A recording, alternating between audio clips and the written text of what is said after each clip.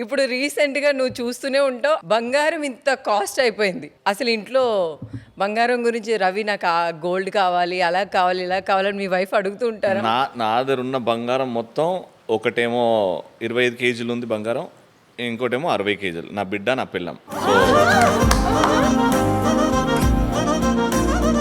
ఈ బంగారానికి మించి ఐఎమ్ నాట్ ఇన్ టు బంగారం, I'm not in to jewellery. Thankfully my wife is not in to వడ్డానం, బంగారం. అడగరా? అస్సలు కొందాం చిన్నదాని పేరు మీద. ఇది దీపావళి ముందు అక్షయ తృతీయ. అక్షయ తృతీయ రోజు చిన్నదానికి పూజ చేస్తాం అనమాట, మా ఇంటి దేవత అని చెప్పేసి.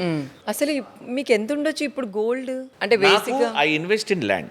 ల్యాండ్స్ మీద పెడతారు మీరు అమౌంట్ అంతా. ప్రాపర్ ట్యాక్స్ కట్టడం, ప్రాపర్గా ఉండడం, ప్రాపర్ సిఏ, అన్ని లెక్కలు చూసుకొని డబ్బులు ఎక్కడైతే ఇన్వెస్ట్ చేయాలో అక్కడ నేను ల్యాండ్ మీద ఇన్వెస్ట్ చేస్తా. అసలు ఎంత ఉంది రవి మీ ఆస్తి? నాకు సరిపోయేంత. అదే నీకు సరిపోయేంత ఎంత ఉంది? అది లెక్క చేయలేదు, లెక్క చేసి అంటే ఫస్ట్ నీకే లెక్క మెసేజ్ చేయలేనంత ఉంది రవి నీకు? లెక్క చేయనంత ఉంది. అవును. ఎందుకబ్బా మీలాంటి కోటీశ్వర్లు మాకు ఉందని ఎందుకు చెప్పరబ్బా? ఉంటే చెప్తాం కదప్పా. ఏం అడుగుతున్నావు అప్పా? ఏంటబ్బా నా చిన్నప్పటి నుంచి చేస్తున్నావయ్యా నువ్వు. చేస్తుంటే ఏంట్రా, ఇప్పుడు నా బిడ్డ చదువు కోసం, మా అమ్మ నాన్న హెల్త్ కోసం అది చూసుకుంటాం. నేను డబ్బు ఉంటే ల్యాండ్ ఇన్వెస్ట్ చేస్తా, లేకపోతే డబ్బు ఉంటే వెకేషన్కి వెళ్తా. నాకు నా పిల్లలకి వెకేషన్స్ అంటే చాలా ఇష్టం, ఎంజాయ్ చేసి వస్తాం. That is how I spend money.